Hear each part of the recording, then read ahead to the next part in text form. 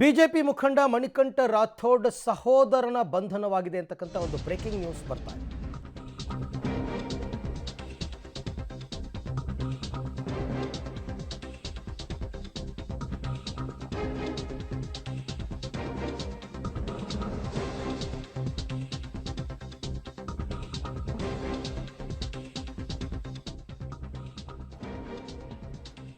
ಮಣಿಕಂಠ ರಾಥೋಡ್ ಬಿಜೆಪಿಯ ನಾಯಕ, ಆತನ ಸಹೋದರನನ್ನು ಬಂಧಿಸಿದ್ದಾರೆ. ರಾಜು ರಾಥೋಡ್ ಈತ ಪಡಿತರ ಅಕ್ಕಿಯನ್ನು ಕದ್ದಂತಹ ಪ್ರಕರಣ, ಯಾದಗಿರಿಯ ಶಹಾಪುರದಲ್ಲಿ ಅಕ್ಕಿ ಕಳ್ಳತನ ಪ್ರಕರಣ ಸಾಕಷ್ಟು ಸುದ್ದಿಯಾಗಿತ್ತು. ಈ ಪ್ರಕರಣಕ್ಕೆ ಸಂಬಂಧಪಟ್ಟಂತೆ ರಾಜು ರಾಥೋಡ್ನನ್ನು ಈಗ ಪೊಲೀಸರು ಬಂಧಿಸಿದ್ದಾರೆ ಅಂತಕ್ಕಂಥ ಮಾಹಿತಿ ಬಂದಿದೆ. ಇನ್ನಷ್ಟು ಪಡಿತರ ಅಕ್ಕಿಯನ್ನು ಕೂಡ ವಶಪಡಿಸಿಕೊಂಡು ನಂತರ ಆತನನ್ನು ಬಂಧಿಸಿದ್ದಾರೆ ಅಂತಕ್ಕಂಥ ಮಾಹಿತಿ.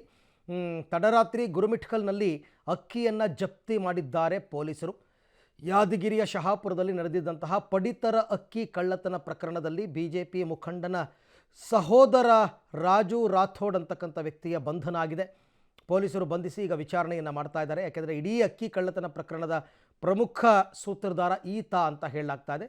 ಮಣಿಕಂಠ ರಾಥೋಡ್ ಕೂಡ ಕಳೆದ ಬಾರಿ ಚುನಾವಣೆಯಲ್ಲಿ ಸ್ಪರ್ಧೆ ಮಾಡಿದ್ದರು. ಪ್ರಿಯಾಂಕ್ ಖರ್ಗೆ ವಿರುದ್ಧ ಚಿತ್ತಾಪುರದಲ್ಲಿ ಸೋತಿದ್ದರು. ಅವ್ರ ಮೇಲೆ 108 ಪ್ರಕರಣಗಳಿತ್ತು.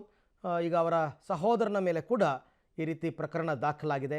ಬಡವರಿಗೆ ಕೊಡ್ತಕ್ಕಂಥ ಉಚಿತ ಪಡಿತರ ಅಕ್ಕಿಯನ್ನು ಕದ್ದಿರುವಂತಹ ಆರೋಪ ಏಕಾಏಕಿ ಗೌಡೌನ್ನಿಂದನೇ ಇದು ನಾಪತ್ತೆ ಆಗಿತ್ತು.